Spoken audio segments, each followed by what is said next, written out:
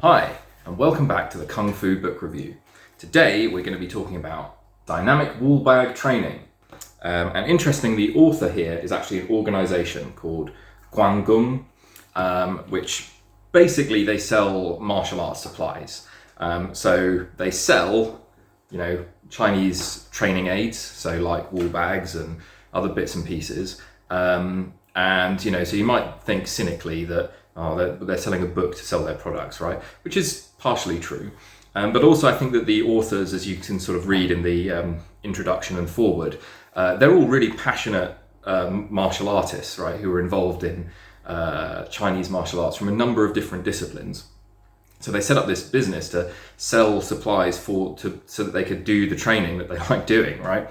So they wrote this book as a several authors together in order to pool their information about wall bag training, right? So overall, how do I feel about this book? I think it's reasonably good, right?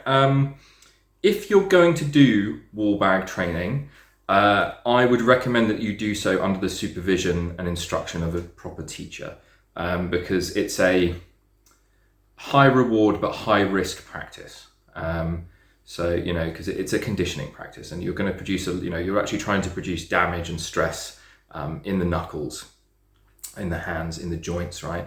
You're going to cause inflammation of those tissues, and then it's about managing the level of damage to make sure it's not too much and you can recover from it and get stronger. It's something that takes a little bit of fine tuning, a little bit of self-knowledge, which if you don't have when you start, it's best done with an instructor, right? Who will also teach you the sets and how to manage it, appropriate training volume, etc. But if you are going to do that and you have somebody, this is an excellent additional resource to go alongside that. And I think really good, it's a short book. It's only, just about 70 pages, right? But it's pretty jam full of information. It's pretty reasonably good, actually. So for those of you that don't know, so training with a wall bag, like a multi-section wall bag, is really prominent in southern Chinese martial arts. Less so in the north, where you get more kind of like dummies and other types of things, like thrusting the fingers into sand, like slightly different variants on this. But southern Chinese martial arts in particular, the sort of ones that aren't fully internal, so the sort of external/internal mix, they place a heavy emphasis on this. So like Chao Ga, Hung Ga, Wing Chun, that whole family of sort of White Crane, all of these guys, they really like this training modality. So because rather than like a heavy bag where you can sort of move around and it's swinging and it's moving, or like a wooden dummy where it reacts and springs back, this type of training modality really allows you to focus on just a small set of techniques. The bag does not move, it's completely fixed in place, right? And you can just hammer the same types of punches over and over again. So it's excellent for conditioning. So and that's the main purpose of it, but also learning how to hit something, right? So on top of conditioning, I do recommend this training with quite a lot of my students, because it also, if you want to practice hitting, if you want to learn how to hit things well, you should practice hitting some stuff, right? You can hit a bag of sand a lot harder and more repeatedly than your training partners, right? So what has this book got in it? So just to sum up there, so overall I think it's pretty solid, right? It's short, and it covers only this one topic, right? And there's a little bit about some other training methods and things, but really it's the techniques and methods of using the wall bag. So if you are doing one of those types of styles, I do very much recommend a book that is specifically about this training practice, because it's almost a little bit of a different thing to most of your other martial arts practice, and it's worth spending some time and effort to think about it and design a program that is effective and not damaging. So they start with a little bit of a talk about why they wrote the book, and because there wasn't anything really about it, and they think it's great and it's a really good practice, but you do need to be careful about it. So all good information there. They have a good index. They talk a little bit about the history of all these different styles and Chinese martial arts that use it. Then they talk about, sort of basic conditioning exercises, so a little bit about like knuckle push-ups and other things like that. And then they talk about all the different types of bags. So the graphics in it are quite good, so just nice solid photographs, and they break everything down, well labeled, well, structured as a book. They talk about how to fill and maintain and actually look after a bag, which is really important. So, because there are different types of fillings depending on how you start. So I have several of my wall bags, section bags are filled with different stuff. So I've got like the paper sort of mache type ones that are very soft for a beginner. And then I mostly train with a sort of hardcore sand. I have another intermediate one, which is a sort of mix of sand and paper for a sort of intermediate student. And I haven't gone on to, iron balls and rocks and other stuff yet. Don't think I'm quite there yet.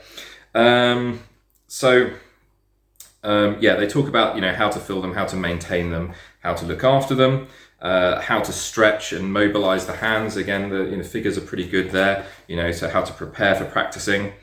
They talk about the other version, so the flat line bag. So this is prevalent in the north of China as well, so where you do the hands coming up and down on the bag. So they talk about all that stuff, which is good.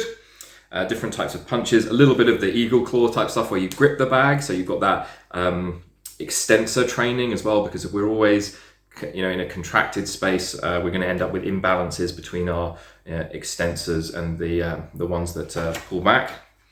And then the main section of it is how to punch the wall bag, and they have these quite, I like it, like when they talk about where the area of the fist is that contacts, they use a bit of tape on the hand to illustrate that, so it's that's good. And they talk about all the different applications that you can do, different types of strikes and punches.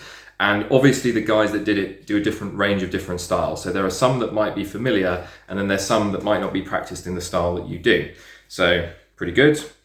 Then they go on to talk about combinations and all the different sets that you can do. Those didn't look too familiar to me, so it looked like more like sort of like Chow Gar and Hung Gar type, like bigger types of applications, so like boom, and these like big rolling back fists.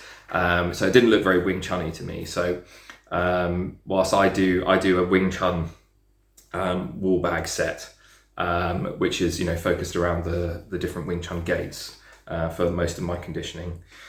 Then when they moved on to chain punching, that did look familiar, right? So that's obviously a Wing Chun drill that they did there.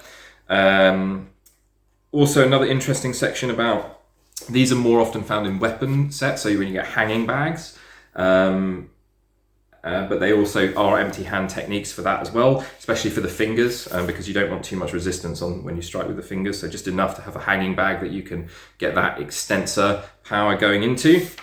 Then they move on to cover dit da jiao oil, so fall hit wine, and they actually give you a recipe, right, which is pretty cool. Like, so you can brew your own, and then they recommend what to look for in buying one. And then they make a few other recommendations around hand training equipment. Some of this is a little bit dated, so like you get these like old school eagle claw grippers, but also like a hand gripper, like that's still very prevalent in strongman, or like these are pretty good for gripping training. So short, to the point, focused on a single topic, but well researched, and I think a piece of, not just a cynical like buy our stuff tool. I think a genuine labour of love for guys that from different disciplines that got together and said, we all like doing this stuff, let's write a book together on it, and also buy our stuff, right? So overall, I think, if you are engaged in one of these martial arts that has these traditions, talk to your teacher first, and because you'll have to buy one and do it at home, because they are kind of practices that you do need frequency on. But to support that, and get him or her to help you design your program and think about it carefully, under instruction. But to then the filling the bag, design, where to hang it, how to hang it, how to do the techniques and everything. This is an excellent supplementary guide. So I really do recommend this type of training, and I think this is one of the better short books about it. Good. Let me know if there are any other books about conditioning or striking, that you are interested in. I don't know many others that are sort of similar to this. So, please do surprise me, let me know. And then I'll get them and we can talk about them. As always, please like, comment, share, and subscribe. And I look forward to reading lots of Kung Fu books with you all.